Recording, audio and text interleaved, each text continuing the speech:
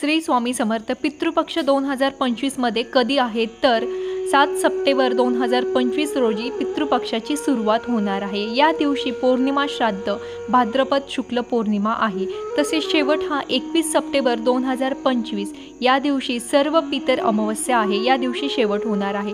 म्हणजेच पितृपक्षाचा कालावधी हा 7 सप्टेंबर ते 21 सप्टेंबर या दरम्यान असेल। श्री स्वामी समर्थ.